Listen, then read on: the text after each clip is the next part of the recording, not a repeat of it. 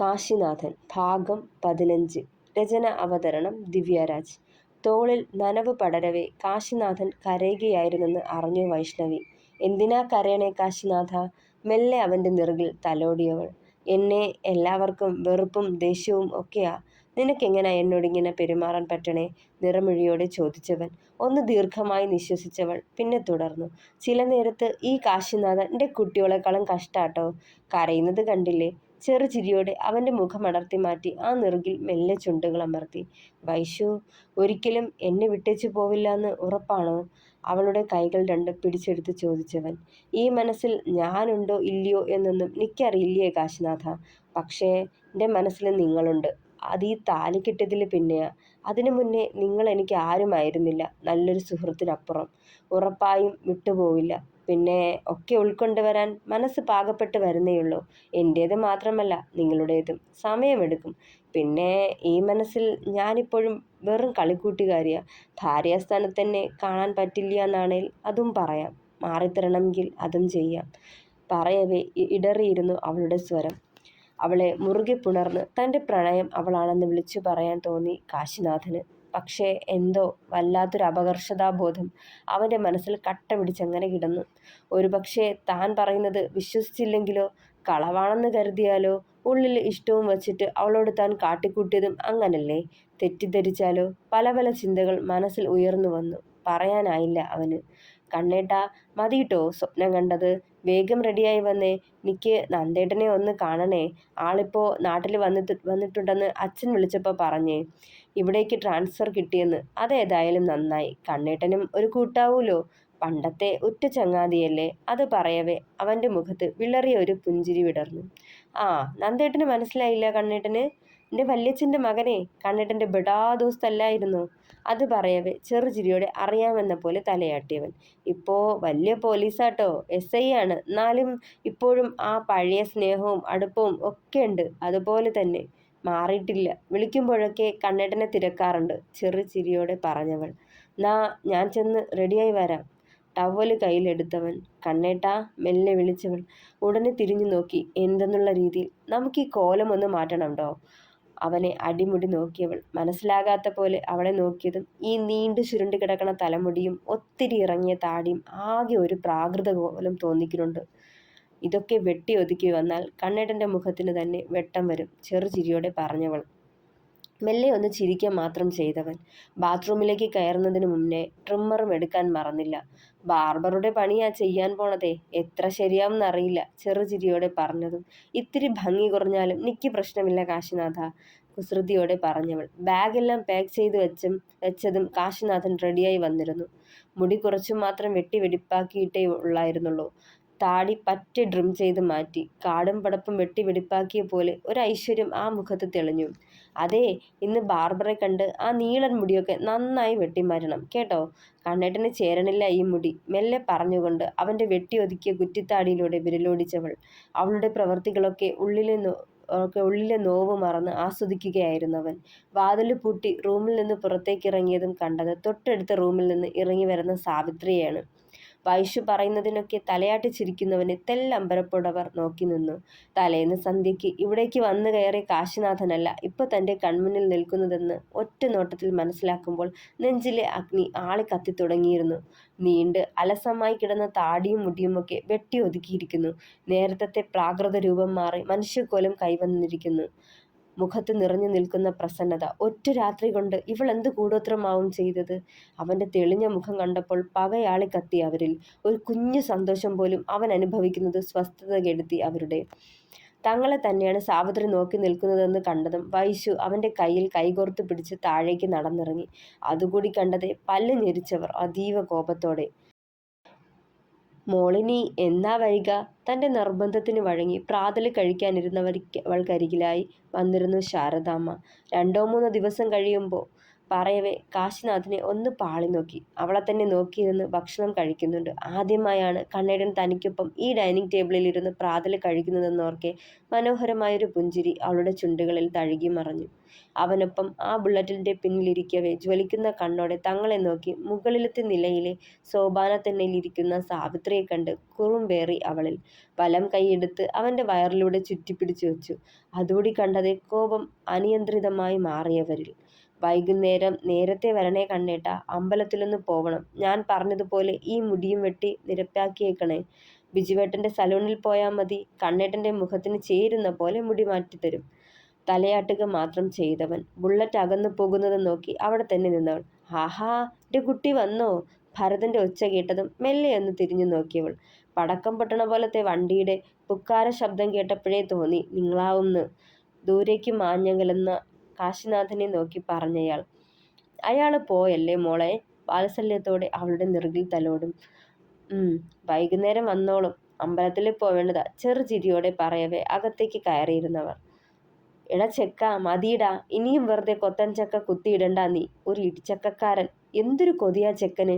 നിലത്ത് വീണ് കിടക്കുന്ന കൊത്തൻ ചക്ക പെറുക്കിയെടുത്ത് തിണ്ണയിലേക്ക് വെച്ചുകൊണ്ടുള്ള രമയുടെ നാറ്റല് കേട്ടതും കയ്യിലിരുന്ന തോട്ടിയെടുത്ത് തൊട്ടടുത്ത് നിന്ന് ചീലാന്തിയുടെ ശിഖരത്തിലൊന്ന് കോർത്തിട്ടു നന്ദൻ.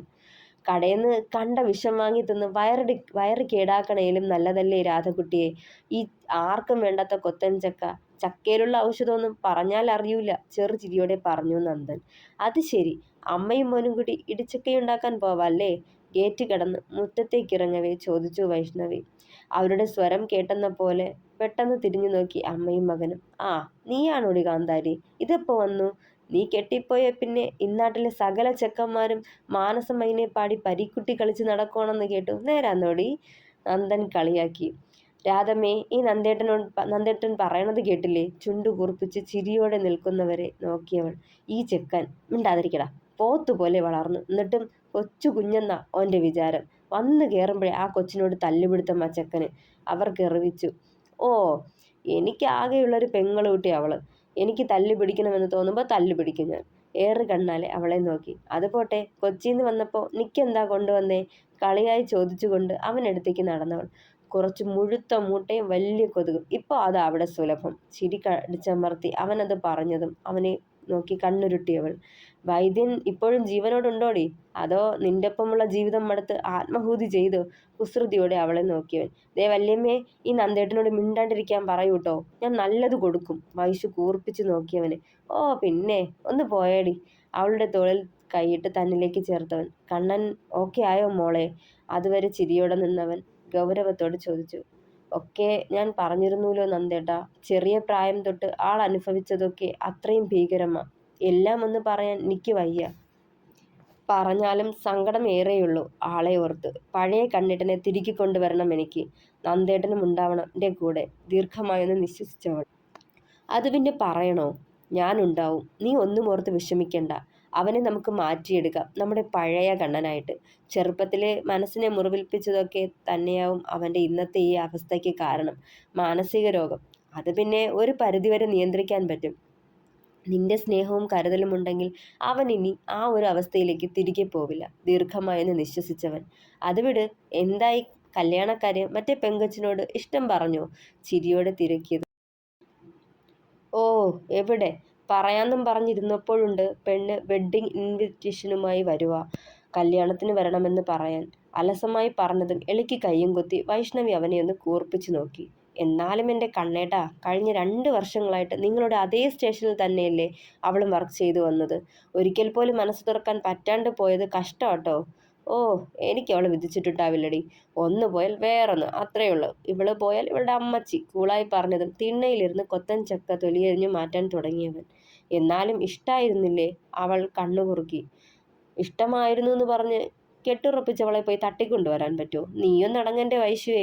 എനിക്കുള്ളത് സമയമാവുമ്പോൾ ഇങ്ങോട്ട് കൊണ്ടുവരില്ലേ ദൈവം? ചിരിയോടെ പറഞ്ഞത്. വരും വരും. മോളിലേക്ക് നോക്കി വായും തുറന്നെങ്കിൽ ഇരുന്നാൽ മതി. വായിലേക്ക് ഇട്ടുതരും നിനക്ക്. രാധമ്മ ഫോമായതും വൈഷ്ണവി ചിരി കടിച്ചു പിടിച്ചു. ചെറുചിരിയോടെ ഒക്കെ കേട്ടിരിപ്പുണ്ടവൻ. എൻ്റെ മോളെ, ഈ മാസം 14-ന് വയസ്സ് 30 ആവാൻ പോവാ ഇവന്. ഇങ്ങനെ ഇരിക്കുവാണെങ്കിൽ മൂക്കിൽ പല്ല് വന്നാൽ ഇവന് കെട്ടത്തില്ല. മെല്ലെ അവൻ്റെ കയ്യിലൊന്ന് തല്ലിയവർ. ആ, ഇങ്ങനെ പറഞ്ഞ് എന്നെ പേടിപ്പിക്കല്ലേ രാധൂസേ. ദേ, ഇതൊക്കെ കേട്ട് ഞാൻ ചെന്ന് പെണ്ണ് കെട്ടും. അവൾ ഇങ്ങോട്ട് വരുമ്പോൾ ആദ്യം ചവിട്ടി പുറത്താക്കുന്നത് നിങ്ങളെയാവും. അവസാനം ദേ ആ ചായപ്പിൽ ചെന്ന് കിടക്കേണ്ടി വരും. അവിടെ കിടന്നിട്ട് അയ്യോടാ മരുമകൾ എന്നെ പുറത്താക്കിയേ എന്ന് പറഞ്ഞ് നിലവിളിച്ചേക്കരുത്. കുസൃതിയോടെ പറഞ്ഞതും അവൻ്റെ തോളിലൊന്ന് തല്ലിയവർ. ആണെങ്കിലും എനിക്ക് സാരമില്ലടാ, നീ സന്തോഷമായിട്ടിരിക്കുന്നത് കണ്ടാൽ മതി, ചിരിയോടെ പറയുന്നുണ്ടായിരുന്നവർ. മകൻ്റെയും അമ്മയുടെയും സംസാരം കേട്ട് നിൽപ്പുണ്ടായിരുന്നു വൈഷ്ണവി. അന്നേരം ചിന്തിച്ചത് കാശിനാഥനെ പറ്റിയായിരുന്നു. പെറ്റമ്മയുടെ സ്നേഹമോ അച്ഛൻ്റെ കരുതലോ കിട്ടാതെ വളർന്ന ആ മനസ്സ് വളർച്ചയുടെ ഓരോ ഘട്ടത്തിലും എന്തോരം നീറിയിട്ടുണ്ടാവും. രാധമ്മയെ പോലൊരു അമ്മ കണ്ണേട്ടനും ഉണ്ടായിരുന്നെങ്കിൽ കണ്ണേട്ടൻ്റെ പെറ്റമ്മ ഇപ്പോൾ ജീവനോടെ ഉണ്ടാവുമോ? ഉണ്ടെങ്കിലും എവിടെയായിരിക്കും? പല പല ചിന്തകൾ അവളുടെ മനസ്സിൽ ഉയർന്നു വന്നു. എടി കാന്താരി, നിന്ന് പകൽക്കിനാവ് കാണാതെ ഇതൊന്ന് ശരിയാക്കാൻ എന്നെ കൂടി സഹായിക്കടി. നന്ദൻ്റെ ഒച്ച കേട്ടതും സ്വപ്നലോകത്തിൽ നിന്ന് ഞെട്ടിയുണർന്നവൾ സന്ധ്യയ്ക്ക് ഒന്ന് കുളിച്ച് തല തുവർത്തി നിൽക്കുമ്പോഴാണ് മുറ്റത്ത് കാശിനാഥൻ്റെ ബുള്ളറ്റ് വന്നു നിന്ന ശബ്ദം കേട്ടത്. അതുവരെയും അവൻ്റെ വരവും കാത്തിരുന്നവളുടെ മനസ്സൊന്ന് തെളിഞ്ഞ് മുഖം വിടർന്നു. വേഗം പുറത്തേക്കിറങ്ങി അവൻ അടുത്തേക്ക് ചെന്നു.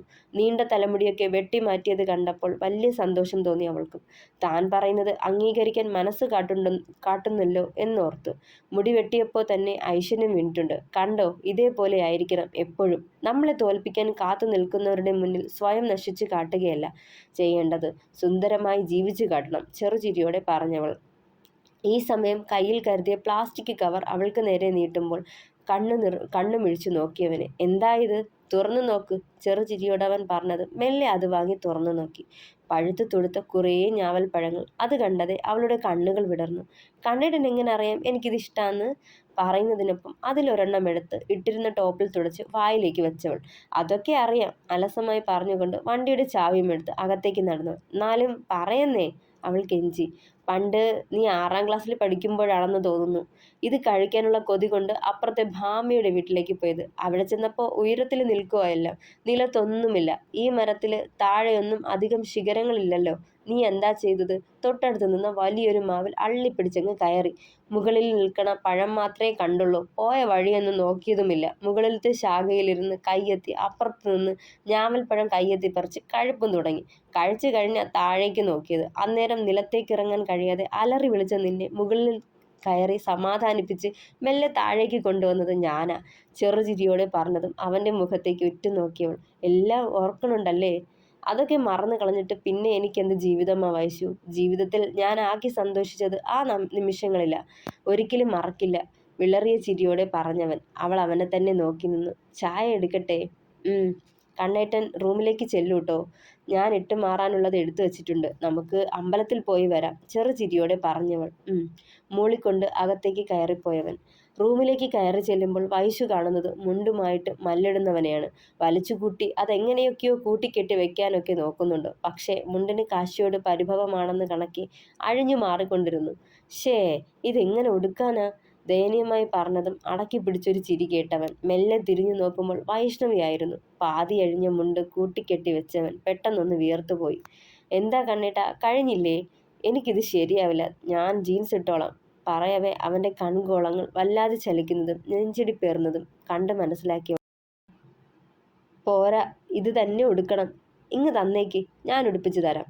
സ്കൂളിൽ പ്രോഗ്രാമൊക്കെ വരുമ്പോഴേ കുട്ടികളെ ഞാനാ ഒരുക്കാറ്, അന്നേരമൊക്കെ മുണ്ടുടുപ്പിച്ചിട്ടുള്ളതാ. പറഞ്ഞുകൊണ്ടവൾ അടുത്തേക്ക് വന്നത് ഭയന്ന പോലെ അവൻ പിന്നിലേക്ക് മാറി. വേണ്ട വൈശു, വേണ്ട. എന്തേ? ഞാനല്ലേ കണ്ണേട്ട, ഇങ്ങോട്ട് മാറി നിന്നേക്കൂ, പറഞ്ഞുകൊണ്ട് അരയിൽ വെറുതെ ചുറ്റി ആ വേഷ്ടിയിൽ കൈവച്ചതും. വേണ്ട, തൊടണ്ട, കൈയെടുത്ത് മാറ്റ്. വല്ലാത്തൊരു ഭാവത്തിൽ മുരണ്ടുകൊണ്ട് തിടുക്കത്തിൽ അവളിൽ നിന്ന് അകന്നു മാറിയവൻ അമ്പരപ്പോടെ അവനെ നോക്കുമ്പോൾ അവൾക്ക് മുഖം കൊടുക്കാതെ കുനിഞ്ഞു നിൽപ്പുണ്ട്. വേണ്ട, തൊടണ്ട, എനിക്കിത് ഇഷ്ടമല്ല. വല്ലാത്ത ഭാവത്തിൽ പുലമ്പുന്നവനെ ദയനീയമായെന്ന് നോക്കിയവൾ വേഗം ബാഗിൽ നിന്നും ഒരു ജീൻസ് എടുത്ത് അവന് നേരെ നീട്ടി. പെട്ടെന്ന് ഭാവം മാറ്റി പുഞ്ചിരിച്ചവൾ. എന്താ കണ്ണേട്ടാ, ഇഷ്ടമില്ലാത്തത് കൊടുത്ത് കഷ്ടപ്പെടണ്ട, ഇത് കിട്ടാൽ മതി. അവൻ്റെ നെഞ്ചിലേക്ക് ചേർന്നവൾ. അവനിലെ ഹൃദയമിടിപ്പ് അന്നേരവും ക്രമാതീതമായി ഉയരുന്നുണ്ടായിരുന്നു. ശ്വാസം പോലും നിയന്ത്രിക്കാനാവാതെ കിതയ്ക്കുന്നുണ്ടായിരുന്നവൻ. സാരല്ല, വിഷമിക്കണ്ട, ഞാനുണ്ടല്ലോ കണ്ണേട്ടന്. തോളിൽ മെല്ലെ തല ചായ്ച്ചതും അവളെ ചേർത്ത് പിടിച്ചവൻ ഇത്തിരി നേരം അവളെ പുണർന്ന് ആ തോളിൽ മുഖം പൂഴ്ത്തി നിന്നു കാശിനാഥൻ. എനിക്ക് പറ്റില്ലടോ തന്നെ സന്തോഷിപ്പിക്കാൻ. ഞാൻ വേണ്ടടോ തനിക്ക്. ഉള്ളിലിറഞ്ഞ നോവ് പുറത്തേക്കൊഴുകി കണ്ണുനീരായി. കുറച്ചു നേരത്തേക്ക് രണ്ടുപേർക്കിടയിലും മൗനം തളം കെട്ടി. ശാരീരിക ബന്ധം മാത്രമാണോ കണ്ണേട്ട ഒരു സ്ത്രീയെ സന്തോഷിപ്പിക്കുന്നത്? മെല്ലെ ചോദിക്കവേ അവന്റെ നെറുകിൽ അവൾ ആർദ്രമായി തലോടി. അവനിൽ നിന്നും പെട്ടെന്നൊരു മറുപടി ഉണ്ടായില്ല. കുറച്ചു നേരത്തെ നിശബ്ദതയ്ക്ക് ശേഷം അവൻ അവളെ മുഖമുയർത്തി നോക്കി. അല്ലാട്ടോ, അതും ദാമ്പത്യത്തിന്റെ ആവശ്യമാണ്, ഇല്ലെന്ന് ഞാൻ പറയുന്നില്ല. പക്ഷേ അത് ജീവിതത്തിന്റെ ഒരു ഭാഗം മാത്രമാണ്. അതിനുവേണ്ടി മാത്രമല്ല ഒരു സ്ത്രീയും പുരുഷനും ഒന്നിക്കുന്നത്.